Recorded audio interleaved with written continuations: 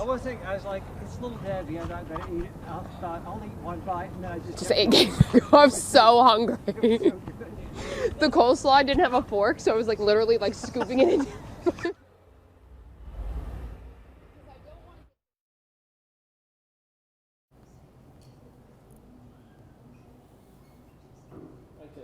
One, two, three, 1, 2, 3. 1, 2, 3, 4, 5.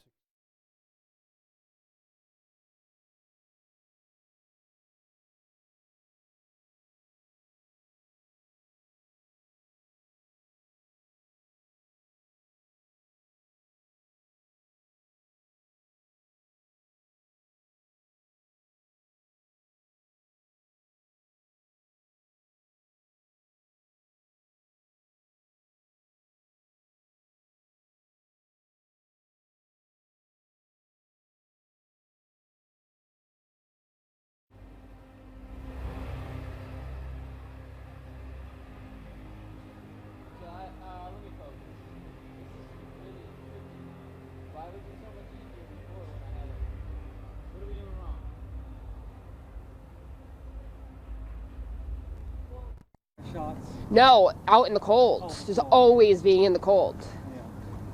I could never wear dresses, only if it was in the summer, because you just never knew if you were going to be freezing.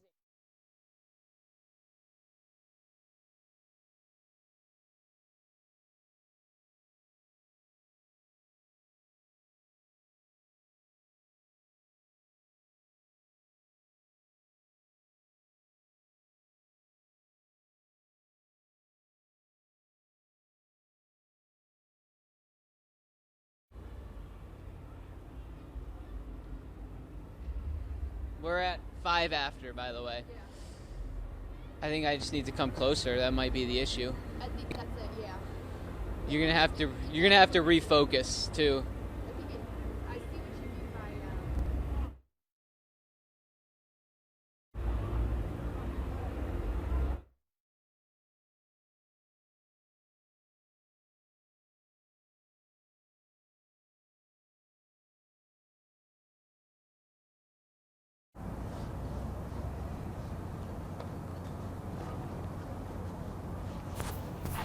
It was so cold out, but that didn't stop thousands of fans from bundling up.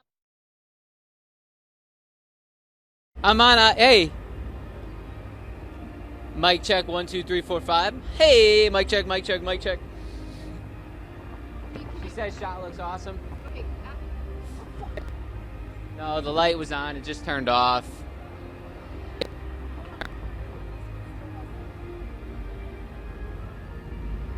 Hold on, we're putting the other battery on.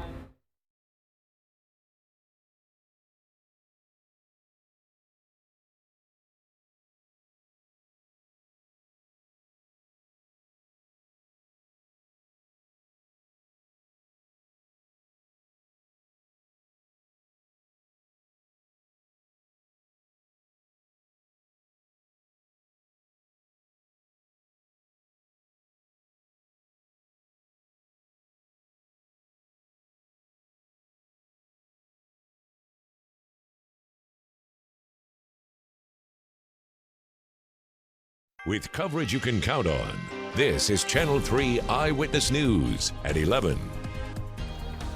Good evening. Thank you for joining us. I'm Greg Glover. And I'm Cindy Sexton. For soccer fans, tonight's game in Chattanooga was a good kickoff to Super Bowl weekend. It was a packed house at Finley Stadium tonight. There were thousands in attendance, people driving in from all over to watch the game between the U.S. men's soccer team and Jamaica. Channel 3 Eyewitness News reporter Kate Smith is live at Finley Stadium to bring us more from the fans. Kate. Greg, Cindy, it was so cold out this evening, but that didn't stop thousands of fans from bundling up and cheering on Team USA.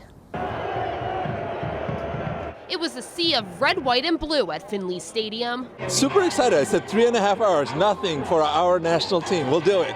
We'll do it. The U.S. men's national soccer team hosted a friendly matchup against regional rival Jamaica. an exhibition game before the World Cup qualifiers. Just look at all these people. I mean, it's ridiculous. I mean, just the experience and just how everybody, like, this is a nationwide event and it's being able to be hosted here. It's great. At least 17,000 fans crowded in Finley Stadium, even in the middle of winter. It's a once-in-a-lifetime experience for many, seeing the U.S. soccer team in person. This is awesome. It's great to see them anytime they come to Tennessee. Really, anytime they're in the Southeast, it's always great to be able to get to a game. More than half of the available tickets for the game were sold on the first day of sales, and fans were standing in line to buy tickets just before the whistle blew. It's electric. I love it. USA! USA! It was a first for the Scenic City to host the U.S. men's soccer team. Fans drove from all over to be a part of history. Tonight is live. Everyone's excited. Everyone's here. Like I said, they're here to support their team, USA. And there's no other place I'd rather be than here tonight. A city coming together to cheer on the nation's team. I love this team. It makes me feel American, you know, like to the heart, to the soul. Chattanooga fans are known for their enthusiasm, and they certainly didn't disappoint this evening. Up next for local soccer fans, CFC will kick off their 2017 season with a game against Atlanta United FC. But more from tonight's game. We'll have highlights on Eyewitness Sports. But for now, I'm live in Chattanooga. Kate Smith, Channel 3 Eyewitness News. Kate, thank you. Chattanooga Police and the Walker County Sheriff's Office are investigating a body found near Lookout Mountain. Police found the shallow grave off Highway 157 in Rising Fawn, Georgia. Walker County Sheriff Steve Wilson tells Channel 3 the body was about 50 yards off the highway in a wooded area. No confirmation has been made on the identity. It's believed the remains may be connected to a Chattanooga police missing persons case. The body has been sent to the GBI crime lab for an autopsy. The TBI is looking into a deputy-involved shooting in Hamilton County. Officers say Matthew Popp began shooting from inside a home on Fuller Road earlier this morning. Deputies were there responding to a burglary call. They say the gunshots went through the walls and in the direction of the deputies. At one point, they say Popp came out of the home with a weapon pulled. Deputies fired at him and injured him. He was taken to the hospital. None of the law enforcement officers were hurt. You may want to rethink the way you typically pay for gas. More credit card skimming devices have been found in the Chattanooga area. Chattanooga police say skimming devices were placed inside 2 MAPCO gas pumps. So even if customers had jiggled the credit card slot, they wouldn't have noticed anything out of the ordinary. One skimmer was located at the MAPCO on Hickory Valley Road. The other discovered at the MAPCO on Highway 153 near Gadd Road. Police say thieves are now using Bluetooth technology to hack accounts. They will put a device inside that creates a bridge to allow them to capture your PIN information, your credit card information, and at their convenience, drive back by, download it again through Bluetooth, and go on about their business with your bank account information and your PIN number. Police say keep an eye on your bank account and report any fraudulent activity as soon as possible. When you can, it is safer for you to pay for your gas inside the store. Majority of the country is dealing with outbreaks of the flu. That includes areas right here in Tennessee. Ray County officials say schools will be closed Monday and Tuesday of next week because of the flu and the stomach virus. Superintendent of Ray County says 789 students missed school today in that county. That's about 18% of the entire student body. Officials say the flu virus is moving south from the counties that you see highlighted on your screen. The Centers for Disease Control and Prevention reports 40 states, including Georgia and Alabama, now have widespread flu activity. The CDC also tracks pediatric flu-related deaths. So far this season, 15 children have died with the flu. Symptoms of the virus include fever, coughing, body aches, as well as headaches. Many doctors' offices and pharmacies are still offering the flu vaccine. Super Bowl 51 is getting closer and closer. The Atlanta Falcons take on the New England Patriots Sunday night. Sports director Paul Shaheen and Jill Jelnick made their way to Houston today to be part of the action. Paul Shaheen joins us live right now. Paul, you have arrived. We heard you had a little trouble getting out there this morning. Little bit of trouble, but guys, I'll tell you this: there's two ways to look at everything, right? if your engine isn't going to work on a plane, you want to find out while the plane's on the ground still at the terminal. That's when we found out. So we got off that plane. 2 airports later and a lot of hours, yes, we finally made it to Houston, Texas, the site of Super Bowl 51. Now, as mentioned, yeah, we haven't been here for a long time today, but from what we've seen of the city in this downtown area, they are putting on quite the show. We're on Rusk Street right now, and as you see over my shoulder, that's the NFL Live and NFL Experience. Basically, it's a 4-block party for all of the fans with concerts and just events. 4 blocks of it for everybody. It's wrapping up right now, and it's been quite the party. We're going to hopefully bring you highlights of that. They're going to do it again tomorrow throughout the next couple days as we lead up to kickoff. Now, we've also been talking local angles for Super Bowl 51, and we've got a special one coming up a little later in sports. Jill Jelnick talks to a North Georgia family, season ticket holders for the Atlanta Falcons of 5 decades. They will be in Houston with us this weekend watching the Falcons hopefully win their first ever Super Bowl. Again, that's all later in sports. Until then, live in downtown Houston, the site of Super Bowl 51, I'm Paul Shaheen, Channel 3 Eyewitness Sports. Thanks, Paul. So good to see you there. Glad you're there in Houston. We'll hear from him later, as he said. Right now, we check in with Paul Barris. It's 11:07. Time for first weather. It's a little chilly out there. It's pretty cold, especially the wind's still blowing, and a little bit of a wind chill, too. But the good news is for next week, this warmer air is going to be coming up, and we're going to get back into the 60s, so that's really good news.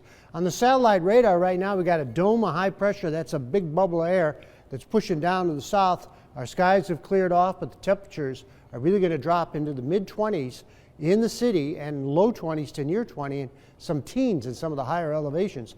Winds are out of the north at 13 right now. It's 34 from Dalton, Cleveland, Athens, right into the city, 32 in Fort Payne, and Murphy already 31 degrees. And you figure in that wind, the wind chill right now in the city is 25 degrees. So it's a typical winter pattern right now. We haven't had much of that this year, but we've got it right now. And it won't last long. Tomorrow the temperatures will be getting it's very seasonable into the low 50s and then mid 50s and a little bit warmer coming up for Sunday. 50 was the high, 42 was the overnight low. The current temperature is the low for the day. And 50 in Dalton, 50 in Chatsworth, and nearly 50 in Lafayette for highs. 46 at the Cleveland side at AZ 47. Red Bank was 46, but Eastridge got up to 48 and Ringgold was 47. Well, Dayton hit 46, Athens hit 47, Spring City was 45, and Pikeville 46. Out towards Murphy, it got to 50, while Jasper hit 52, and Cagle Mountain only hit 38, while Colmont only reached 40 degrees for a high. Vipercast is showing clear skies in the morning, 7 o'clock in the morning, pretty much light winds, and then by afternoon the winds will be out of the southeast to south, and a lot of sunshine coming back, all the clouds along the Mississippi. And those clouds overnight will move our way, and they'll thicken up just a little bit by Sunday morning. Wouldn't be impossible to see a sprinkle, but I don't think anybody's really going to get anything more than maybe a trace amount, maybe 1/100 of an inch. That's it. Most of the rain is going to be to the south and west of us. Then the winds will pick up a little bit into Sunday afternoon. Still mostly cloudy skies, but the rain stays out to the west, so no rain on Sunday. Now by Monday morning, the rain starts to get closer, and by late morning and into the afternoon and into the evening, we'll see some showers. And coming up right into Tuesday afternoon, this is around 1 o'clock, see these arrows getting bigger? That indicate strong southwesterly winds coming up. So it's going to be a bit breezy. You could even call it windy on Tuesday. And by Tuesday night and into Wednesday, we'll see some showers and storms. But mainly on Tuesday, we are going to see some showers, and it's going to drop close to a ½ inch of rain around here, which will be welcome. We need that. Tunnel Hill tomorrow, though, sunshine, 52. Looking like a nice day. Englewood, you'll be near 51 with full sunshine. Tonight, just a few high clouds and 25 for tomorrow. Highs near 53 with plenty of sunshine and northerly winds. Tomorrow night, just a few clouds and 36.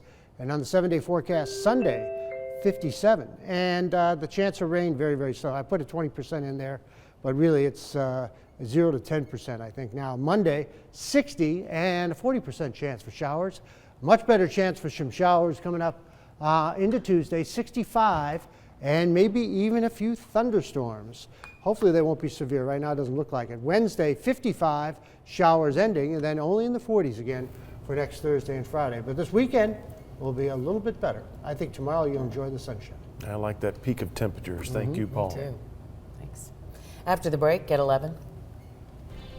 First of all, slow down. Everyone is just going too fast, moving too fast. Second, don't drive distracted. Get off the phone, stop eating your burger. That's this officer's message to all of us who are driving. He was almost hit by a car this week. A distracted driver slammed into his patrol car with him right behind it. We'll bring you that full story next. Go Atlanta. We're proud you made it to the big game. Channel 3's live coverage from Houston, sponsored by Warren & Griffin and Northgate RV in Ringgold.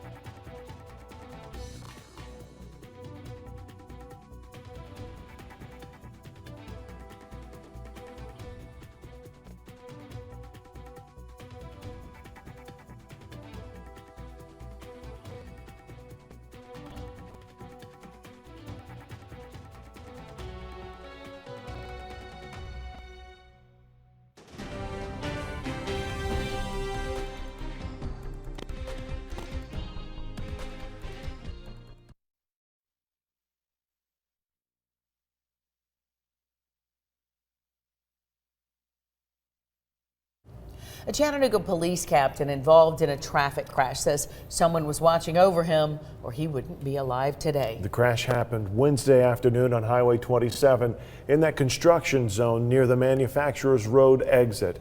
The officer had turned his emergency lights on and he stopped to move a wheelbarrow out of the left lane.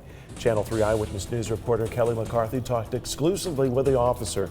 Tells us what happened next.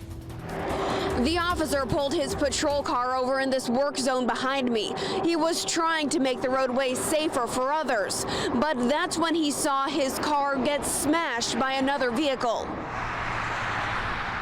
Captain Roger Gibbons had stopped his car with blue lights flashing to remove this from the fast lane of traffic. And just as soon as he got out of his car. So I go like this to say, dispatch, have TDOT come and pick up this wheelbarrow, and I hear screeching. Just. Captain Gibbons clung to the median wall as a truck carrying a trailer slammed into his patrol car. I can't see anything because of all the smoke. There's so much smoke from the tires and the brakes failing on this vehicle. And this is the end result. Gibbons walked away with only a few scratches. His patrol car totaled. I had several people say you had an angel watching over you or God was watching you or whatever, and I can only agree. I was very fortunate, very, very fortunate. Looking at the damage, Gibbons thinks if he was still inside his car when the crash happened, things would have ended differently. And then I started thinking about my granddaughters and my wife and how bad this could have been. It's a startling reminder for Gibbons and all drivers. Be aware of the state's move over law and the dangers of speeding in work zones. So slow down, don't drive distracted, and if you see any flashing lights, if they're behind you, you slow down and move to the right. If they're in front of you, you slow down and move away from those flashing lights. The driver told police in his statement he thinks he was going about 65 miles per hour. He is now charged with reckless driving, failure to exercise due care, and several other charges. In Chattanooga, Kelly McCarthy, Channel 3 Eyewitness News. When we come back, a federal judge in Seattle has temporarily blocked President Donald Trump's immigration order. More details ahead. And a Texas family experienced a nightmare when a rattlesnake slithered up inside their toilet last week and led to the discovery of many more snakes in the house. Be sure and start your Monday morning off with us. So what was your favorite commercial of the big game? We'll take a look back. Plus, Michelle and Tim will have live reports. And we're going to McMinn County for not only a gun store, not only a pawn shop, but the third largest taxidermy museum in the area. Goodness gracious. There's even a polar bear. Check that out. We'll see you at 4:30 a.m.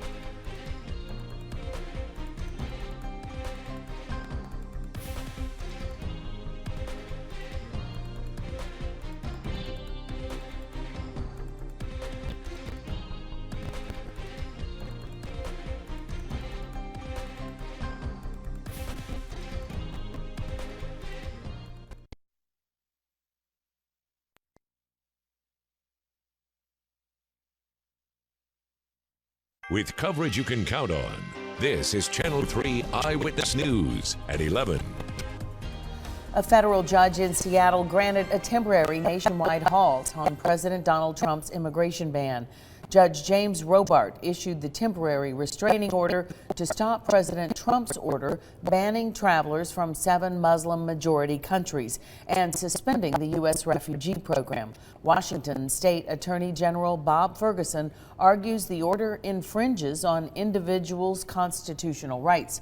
Ferguson says people from the affected countries can now apply for entry to the U.S. Washington became the first state to challenge the president's order on Monday, and Minnesota joined the amended complaint on Thursday. Ingesting too much garbage caused a 2-ton whale to become sick. Ultimately, it had to be euthanized. Norwegian scientists found at least 30 plastic bags and other plastic waste in the stomach of the whale that had beached on the southwestern Norway coast. A zoologist at the University of Bergen said the whale's intestine contained no actual food. Information on the whale's age or gender have not been released. The UN estimates 8 million tons of plastic trash are dumped into the oceans each year. Well, this one may cause some bad dreams tonight. It will for me, probably. A Texas family was surprised to find a very unwanted guest hiding in their toilet.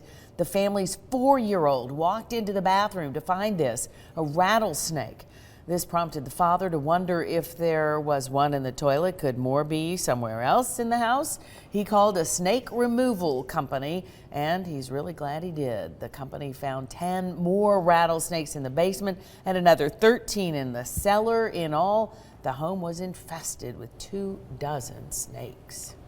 I'm sorry I listened to you tell that story, Yeah, Cindy. and watched it. Back to happier news. Wing Bowl 25 is in the books. The annual competitive eating contest held in Philadelphia started the day with 10,000 wings.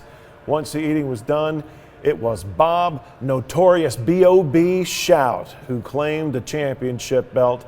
He downed 409 wings, along with the heartburn and indigestion.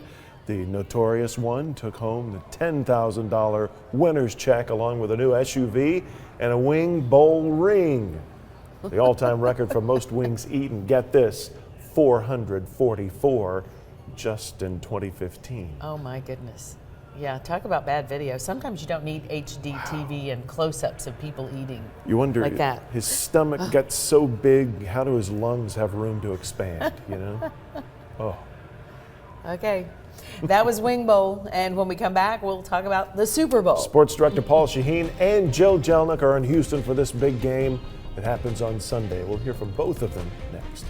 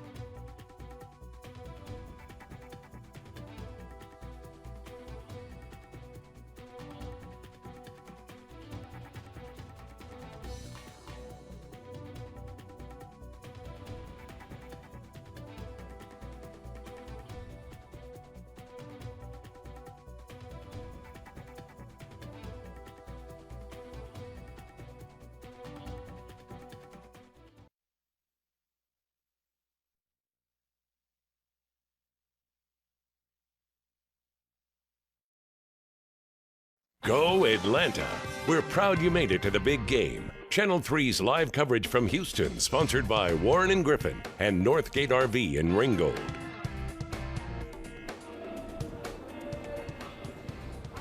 Welcome into sports and welcome back live to downtown Houston, Texas. Our Super Bowl 51 coverage continues from, yes, Houston, Texas. Right now, over my shoulder, it is the NFL Live and NFL Experience wrapping up. Everyone dispersing right now. The bass still bumping, though. Big party. 4 blocks long this party is. A lot of fans in downtown Houston. What we've seen, it has been an unbelievable show they are putting on. Now, for the last 2 weeks, we've been tracking local stories, local angles to Super Bowl 51. Our very own Jill Jelnick has a special one, or a special 2, if you will, a pair from North Georgia, season ticket holders for 5 decades. Paul, I'm here at the entrance of the NFL Experience in downtown Houston, one of the main attractions fans have been flocking to all week long. And speaking of those fans, 2 fans from our area, Falcon fanatics from Dalton, Georgia, will be going to the Super Bowl 51 this Sunday. And let's just say they've been waiting a long time for the Falcons to get their first rings.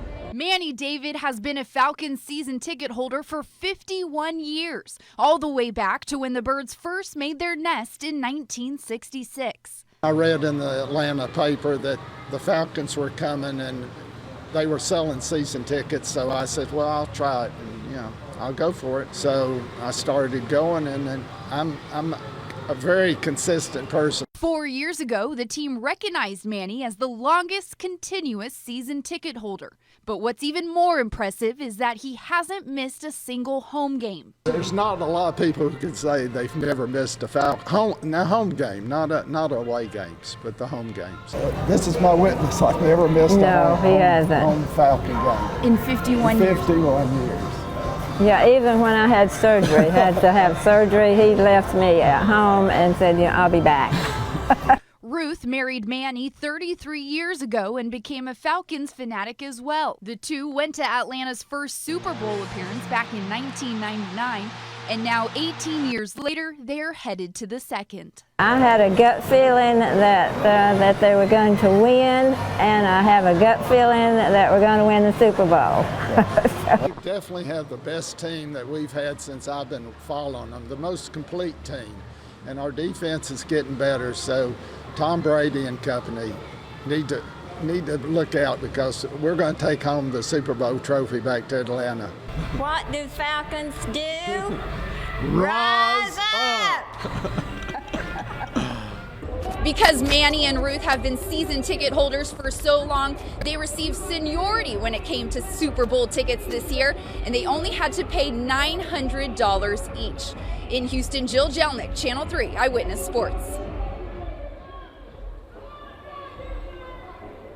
And we're going to hear more from Manny and that pair tomorrow morning if you're up as well. We're going to hear more from Jordan Tippett. By the way, if that name sounds familiar, former Friday Night Football correspondent for us. He played for UTC against, yes, Julio Jones. He also grew up in Alabama where, yes, Julio Jones played. So Tippett has known Julio Jones for quite some time on the field, off the field a little bit as well. He had nothing but high praises for Julio Jones, one of the best wide receivers in the game. He talks about how hard it will be for the Patriots to stop Julio Jones. Also tomorrow, we're going to be at the NFL breakfast, Super Bowl breakfast, where they give out the Bart Starr Award. That wraps up our live coverage from downtown Houston, the site of Super Bowl 51, this Friday night. Guys, back to you. Paul, Jill, thank you very much. Stay safe. We look forward to everything you got coming our way from Houston. There was a pretty big game in Chattanooga tonight, too. Chattanooga played host to the U.S. men's soccer team for the first time at Finley Stadium. The Americans took on Jamaica in an international friendly as a sold-out crowd turned out to see them. Prior to the start of the game, American player Josie Altidore was recognized for his 100th game played as a member of the national team, only the 17th to do so. USA, USA. To the action. 10th minute of the game, Sebastian Letgett intercepts Ewan Grandison's pass. Grandison then comes in with that illegal tackle. Cheating. Letgett on the ground. He would receive a yellow card. That would be the only misconduct issued in the game. Fast forward to the second half. U.S. knocking on the door, utilizing some great passing. Americans break a scoreless tie. That goal, Jordan Morris in the 59th minute. That made shot by Morris would ultimately wind up being the decisive score in the contest and the game's only goal. USA then used some great defense to seal the victory. The crowd goes wild. USA 1-0 over Jamaica. What a crowd. What a big crowd. So much excitement. Yeah, no kidding. Yeah. All right, let's hope we get them back again. That's it. Yeah, with that kind of welcome, I'm sure they'll come back, or they'll want to. That's it for sports. Paul has your 7-day forecast when we get back.